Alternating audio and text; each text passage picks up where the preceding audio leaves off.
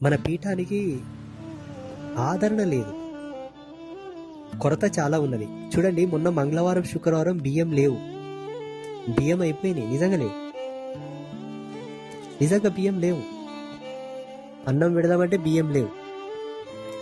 ఈ కొరతతో భాగంగానే ధర్మం అనేది ఒకటి పట్టుకొని నిలబడ్డాం. ధర్మం పట్టుకొని నిలబడ్డాం.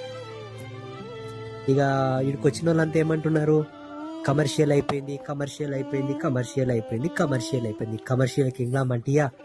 కమర్షియల్ అయిపోతే ఆ రేకుల గుడిసెలు ఎందుకుంటుంది ఇంకా అమ్మవారు? ఆ ఇనుప కమ్మీల కింద ఎందుకుంటుంది అమ్మవారు?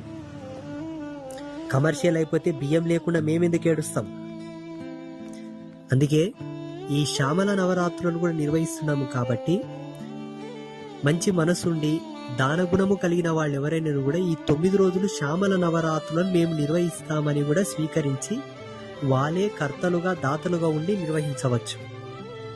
ఆచార్యులకు సంభావన, అక్కడ జరిగేటటువంటి పూజలకు సంబంధించిన వస్తువులు తెచ్చి లేదా ఏదైనా చెల్లించుకోవాల్సిందిన్నా చెల్లించుకొనైనా మేము ఈ 9 రోజులు శ్యామల నవరాత్రుడు అంబాత్రయ క్షేత్రంలో మేము నిర్వహిస్తాము. దేవుని దయ వల్ల మాకు అంత బాగా నుండి మాకు కలిగించాడు భగవంతుడు.